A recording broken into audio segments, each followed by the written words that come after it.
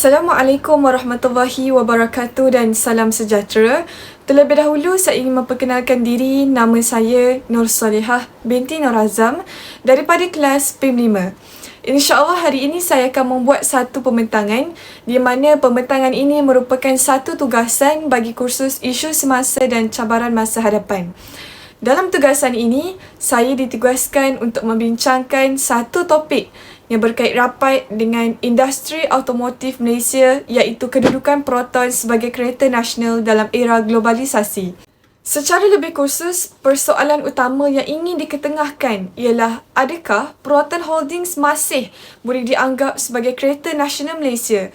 Persoalan ini timbul kerana perubahan yang berlaku dalam struktur pemilikan Proton, terutamanya selepas kerjasama strategik dengan syarikat automotif dari China iaitu Geely.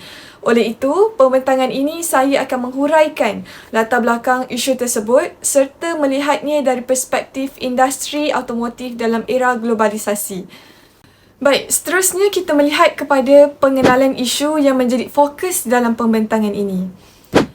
Seperti yang kita sedia maklum, Proton Holdings merupakan syarikat automotif nasional yang telah lama menjadi simbol kebanggaan Malaysia. Sejak penubuhannya, Proton ini memainkan peranan penting dalam membangunkan industri automotif tempatan serta meningkatkan keupayaan teknologi negara. Namun begitu, pada tahun 2017, telah berlaku satu perubahan besar dalam struktur pemilikan syarikat ini di mana sebanyak 49.9% saham Proton telah dijual oleh DRB Highcom pada syarikat automotif dari China iaitu Geely. Berdasarkan situasi tersebut, timbullah beberapa persoalan penting yang menjadi fokus kepada perbincangan ini. Persoalan yang pertama, adakah Proton masih boleh dianggap sebagai kereta nasional Malaysia walaupun hampir separuh sahamnya dimiliki oleh syarikat luar negara? Selain itu, terdapat juga pandangan dalam kalangan masyarakat yang mempersoalkan sama ada rakyat Malaysia digalakkan membeli Proton ini atas dasar semangat patriotik walaupun terdapat banyak pilihan kereta lain di pasaran. Persoalan-persoalan ini menjadi semakin relevan dalam konteks globalisasi kerana pada masa kini banyak syarikat automotif dunia yang menjalinkan kerjasama antarabangsa bagi meningkatkan daya saing mereka. Slide seterusnya. Untuk memahami isu ini dengan lebih jelas, kita perlu melihat terlebih dahulu, kita kata latar belakang penubuhan Proton sebagai kereta nasional Malaysia. Oleh itu, bagi memberikan gambaran yang lebih jelas tentang sejarah perkembangan Proton sebagai kereta nasional, saya akan memaparkan sebuah video ringkas berkaitan perkara tersebut. Mari kita saksikan. Proton ditubuhkan pada 7 Mei 1983 sebagai perusahaan otomobil nasional di Malaysia. Pada awalnya, Proton bekerjasama dengan Mitsubishi Motors Corporation dari Jepun memperoleh teknologi dan kepakaran otomotif. Sekarang kita akan bekerjasama. Proton melancarkan model pertamanya, Proton Saga, pada 9 Julai 1985, menjadi kereta nasional Malaysia yang mendapat sambutan baik. Syarikat ini terus mengembangkan pelbagai model, termasuk Wira, Iswara, Perdana, Gen 2, dan Persona. Pada tahun 2012, saham Proton menjadi sebahagian besar milik syarikat automotif Jepun, DRB Hikom, sehingga struktur pemilikan berubah. Pada 2017, Zhejiang Geely Holding Group dari China mengambil alih Proton, membuka peluang untuk perkongsian teknologi dan pengembangan produk baru. Sekarang saya akan mengambil alih Proton. Sejak itu, Proton berusaha untuk memperbaharui dan memperluaskan rangkaian produk, meningkatkan prestasi dan kualiti keretanya serta memainkan peranan penting dalam industri automotif Malaysia dan bersaing di pasaran global. Baik. Berdasarkan video yang telah saya paparkan tadi, kita dapat lihat sendiri bahawa perkembangan Proton Holdings sebenarnya melalui satu perjalanan yang agak panjang sebelum menjadi seperti apa yang kita lihat pada hari ini. Untuk memahami perkembangan ini dengan lebih jelas, saya akan merumuskan beberapa peristiwa penting dalam sejarah Proton yang menunjukkan bagaimana syarikat ini berkembang daripada sebuah idea kepada sebuah syarikat automotif yang dikenali di peringkat antarabangsa. Pertama sekali kita melihat kepada tahun 1981 iaitu titik permulaan kepada idea penghasilan kereta nasional Malaysia. Pada ketika itu, Perdana Menteri Malaysia iaitu Mahathir Mohamad telah mencetuskan idea untuk membangunkan sebuah industri automotif tempatan.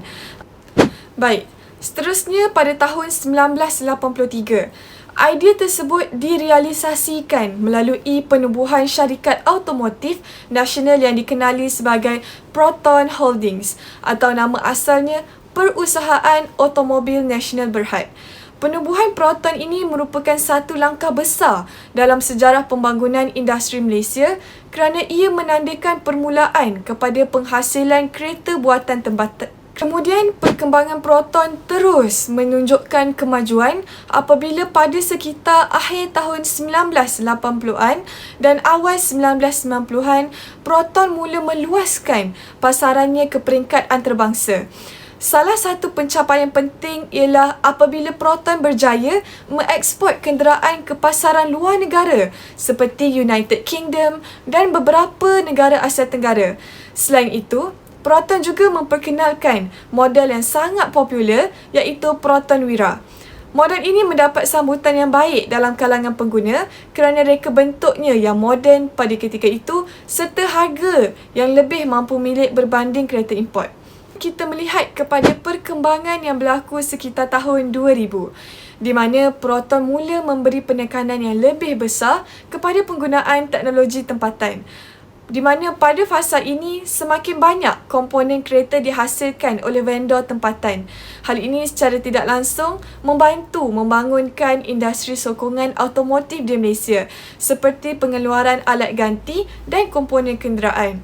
Selain itu, perkembangan vendor tempatan juga membuka peluang pekerjaan kepada rakyat Malaysia serta meningkatkan kemahiran teknikal dalam bidang pembuatan automotif.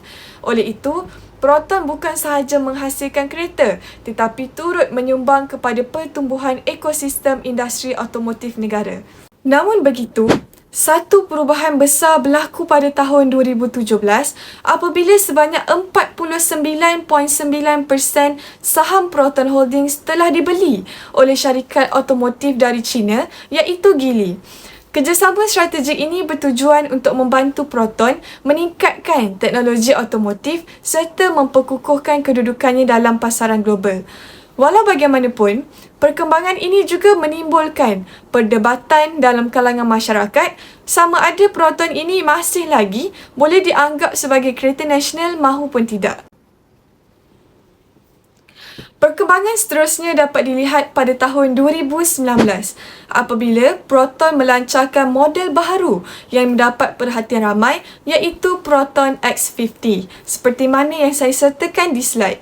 Model ini menjadi salah satu kereta yang paling popular dalam pasaran Malaysia kerana dilengkapi dengan pelbagai teknologi moden serta reka bentuk yang lebih kontemporari. Kejayaan model ini juga menunjukkan bahawa kerjasama antara Proton dan Geely telah membantu meningkatkan daya saing Proton dalam industri automotif moden. Seterusnya, selepas kita melihat kepada perkembangan sejarah Proton Holdings dari sudut penubuhan dan kerjasama strategik, marilah kita sama-sama melihat satu lagi aspek yang sangat menarik iaitu perkembangan reka bentuk dan teknologi kenderaan Proton dari semasa ke semasa. Oleh itu, bagi memberikan gambaran yang lebih jelas mengenai perubahan tersebut, saya telah sediakan sebuah video ringkas yang menunjukkan evolusi model kereta Proton daripada generasi awal sehingga generasi pada masa kini. Mari kita saksikan.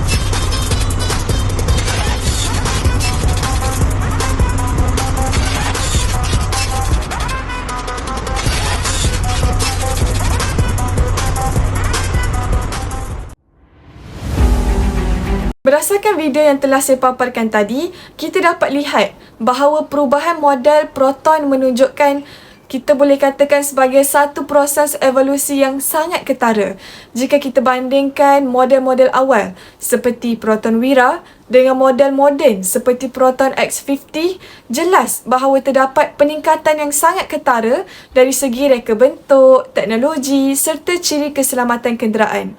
Perkembangan ini menunjukkan bahawa proton ini tidak kekal, statik tetapi sentiasa berusaha untuk menyesuaikan diri dengan perubahan teknologi dan keperluan pengguna.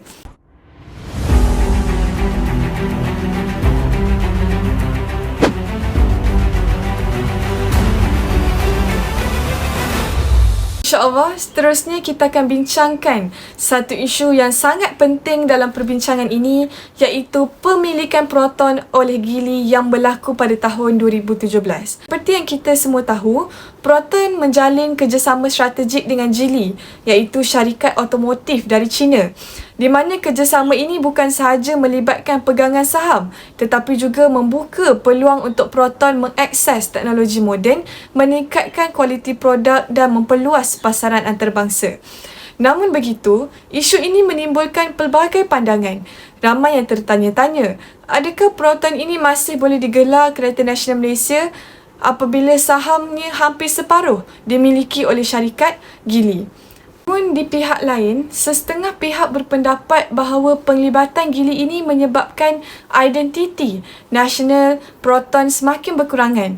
Ini kerana sebahagian teknologi dan juga platform kereta kini berasal daripada syarikat luar, menjadikan Proton lebih dilihat dan dikenali sebagai produk kerjasama global dan bukannya nasional. Tambahan pula, isu pemilikan ini sebenarnya mencerminkan realiti globalisasi dalam industri otomotif. Syarikat perlu bekerjasama dengan syarikat antarabangsa untuk kekal relevan dan berdaya saing.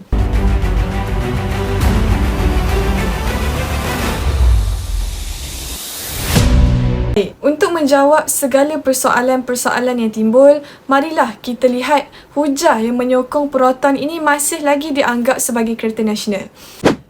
Baik, yang pertama, kawalan syarikat masih di Malaysia. Walaupun Geely ini memiliki sebahagian saham, keputusan strategi utama ini masih lagi diuruskan oleh pihak pengurusan tempatan, iaitu negara kita, Malaysia. Ini memastikan hala tuju Proton ini masih lagi selari dengan kepentingan negara. Yang kedua, sumbangan kepada ekonomi tempatan.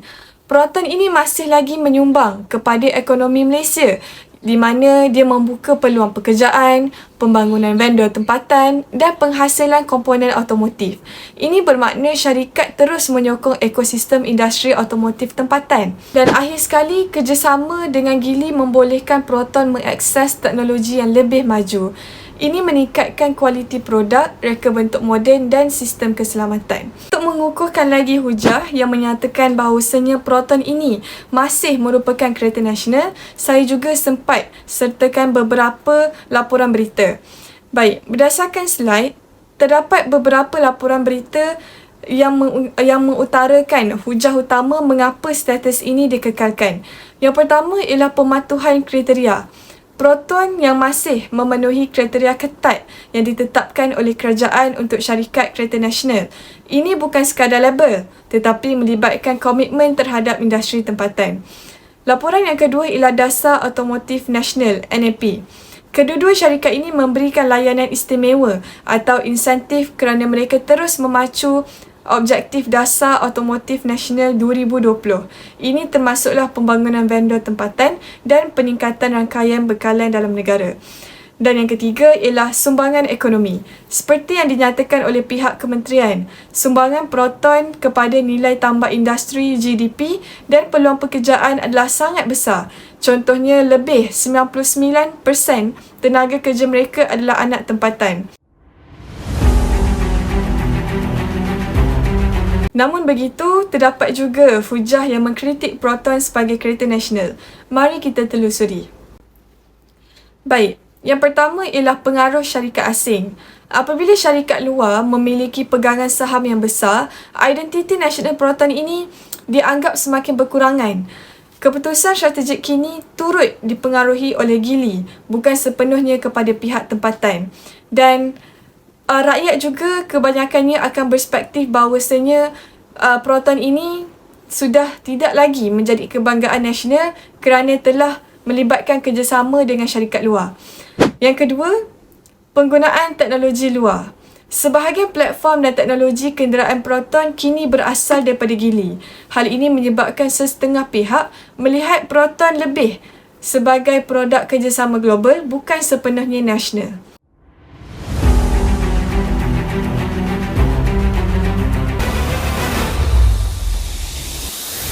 Samping itu, mari kita lihat perbandingan antara Proton pada masa dulu dan pada masa kini. Pada masa dulu, teknologi mereka terhad. Mereka bentuk asas, kualiti mereka juga sering dikritik. Seperti mana pada masa kini, teknologi lebih maju, reka bentuk moden, kualiti juga jauh lebih baik. Ini dapat kita lihat melalui, sebagai contoh saya sertakan, ialah kereta-kereta pada zaman dulu ialah mereka tidak mempunyai radio di dalam kereta. Tapi pada masa kini sangat-sangat canggih, di mana kita hanya boleh menggunakan voice over untuk membuka radio maupun untuk membuka tingkap dan sebagainya. Secara keseluruhannya, perjalanan Proton Holdings dari idea kereta nasional pada tahun 1981 sehingga model moden seperti Proton X50 menunjukkan bahawa Proton sentiasa berkembang seiring dengan perubahan teknologi dan keperluan pasaran. Hal ini membolehkan negara kita berdiri sama tinggi dan duduk sama rendah dengan negara-negara maju yang lain. Walaupun terdapat pegangan asing melalui kerjasama dengan Geely, Proton masih mengekalkan banyak ciri-ciri nasional seperti ibu pejabat dan kilang utamanya di Malaysia. Penggunaan teknologi dan platform luar serta pelibatan syarikat asing menimbulkan persoalan tentang sejauh mana produk ini boleh dikatakan sepenuhnya nasional. Ini adalah realiti globalisasi, di mana kerjasama antarabangsa menjadi strategi penting untuk memastikan syarikat kekal relevan dan berdaya saing. Oleh itu, secara rangkuman, saya berpendapat bahawa Proton masih layak digelar kereta nasional Malaysia, tetapi dalam konteks era globalisasi, ia lebih tepat digambarkan sebagai kereta nasional yang berdaya saing di peringkat global. Proton bukan sahaja simbol kebanggaan negara, tetapi juga contoh bagaimana industri tempatan boleh menyesuaikan diri dengan cabaran global tanpa kehilangan identiti tempatan sepenuhnya. Oleh itu, marilah kita sama-sama menyokong industri automotif negara dengan membeli kereta Proton. Itu sahaja daripada saya. Wabillahi taufiq wal hidayah. Wassalamualaikum warahmatullahi wabarakatuh.